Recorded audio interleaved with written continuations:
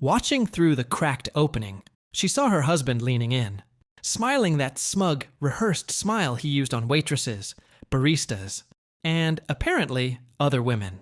He touched the woman's wrist, whispered something, and she giggled. A soft, fake little laugh Amelia had heard too many times in her own kitchen. Her fingers tightened around her phone. She was recording every second, and the frame was perfect. Marcus Kane, her loyal husband of 12 years, flirting like a teenager in heat.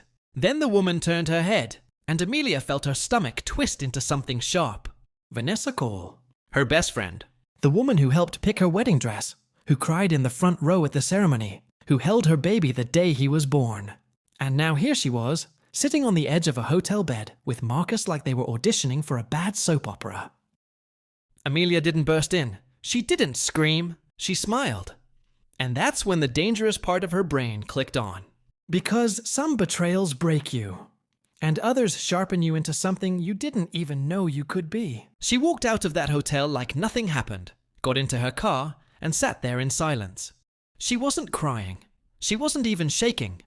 She was calculating. By the time she turned the ignition, she had already decided that Marcus and Vanessa weren't just going to regret this. They were going to pay for it. Over the next week, Amelia became an actress in her own life. She laughed at Marcus's stupid jokes.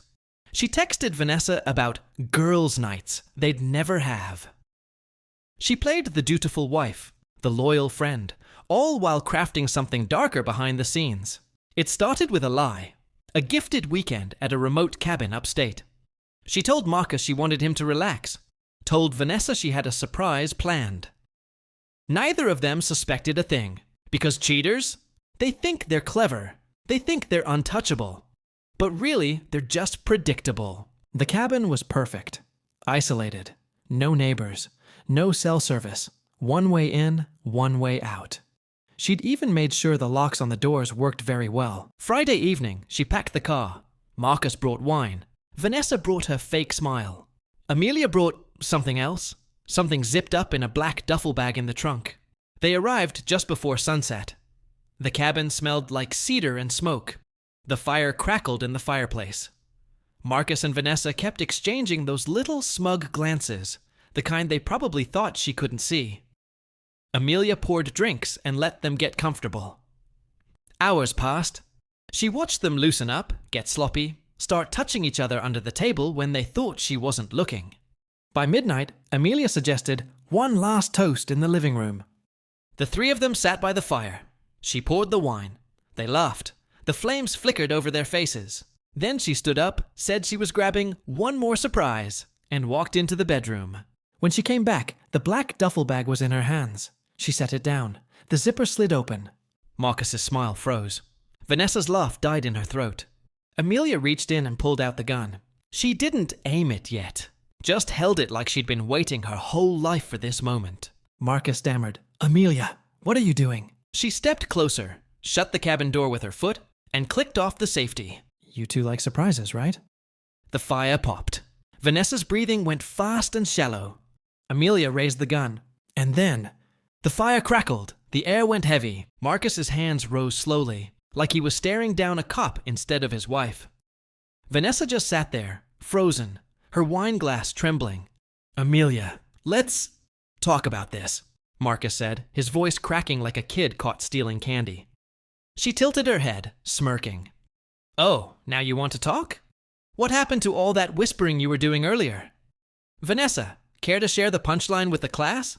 Vanessa's eyes darted between them. "Amelia, please, it's not what you think." "Oh, I'm sorry," Amelia cut in. "You weren't screwing my husband in a hotel room 2 weeks ago? Because I've got a 20-minute video that says otherwise. And honestly, great lighting, very cinematic. I should post it on Facebook. Your mom would love it."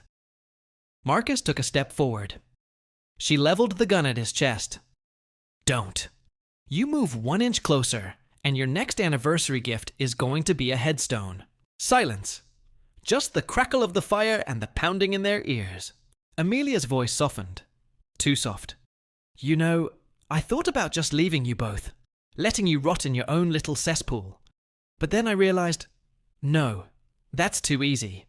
You two deserve something special." She motioned to the couch. "Sit." They obeyed. It was almost pathetic how quickly the arrogance drained from their faces. Amelia paced slowly, the gun never wavering. "You know what the funny thing is? I trusted you both more than anyone. Marcus, I thought you were my partner. Vanessa, I thought you were my sister. But clearly the joke's on me. And I'm not laughing." The tension was suffocating. Marcus's breathing got heavier. Vanessa's eyes glistened with tears. And then, bang! The sound shattered the cabin's stillness. Marcus flinched, hands flying to his head. Vanessa screamed. Amelia had fired into the wall, inches above their heads. A warning. "See, that's just a taste," Amelia said, her voice now low and steady. "And trust me, I've got plenty more." Before either of them could respond, there was a sudden knock at the door. 3 sharp raps. All 3 froze. Another knock, louder this time. "State police! We had reports of gunshots!" Marcus's eyes widened in panic. Vanessa's lips trembled. Amelia, still holding the gun, slowly smiled. She leaned close to Marcus and whispered, "Looks like we have company. Let's see who makes it out of here alive." She turned toward the door, gun in hand, and pulled it open. 2 officers stood there, hands hovering near their holsters. One of them glanced over her shoulder and saw Marcus and Vanessa on the couch, pale and trembling. "Ma'am," the taller officer said carefully, "we're going to need you to put the weapon down." For a split second, Amelia just stood there, deciding. Then she dropped the gun onto the rug, kicked it toward them, and held her hands out. They cuffed her on the spot. Vanessa was crying. Marcus looked like he'd swallowed his own heart. In the patrol car, Amelia stared out the window, expression unreadable. By the time they reached the station, her lawyer was already waiting, which made the detectives wonder if maybe this wasn't so spontaneous after all. Over the next week, investigators pieced it together. The cabin booking, the texts, the surveillance footage from the hotel, even the shooting range receipts. Amelia had been planning this confrontation for weeks. The DA wanted attempted murder. Her lawyer fought it down to aggravated assault and unlawful discharge of a firearm. Still, the trial was brutal. Marcus testified against her. Vanessa cried on the stand. The jury didn't like Amelia's smirk when the prosecution called her dangerous. She was convicted, 8 years. On the day of sentencing, a reporter shouted, "Was it worth it?" Amelia just smiled and said, "Every damn second." The clip went viral. Half the internet called her unhinged. The other half called her a hero. And in a way, Amelia didn't care which side people chose, because the truth was, she'd already won. They could take her freedom. But Marcus and Vanessa, they'd never be able to sit in the same room without thinking of the night Amelia Kane aimed a gun at them and decided their fate. And that was her real revenge.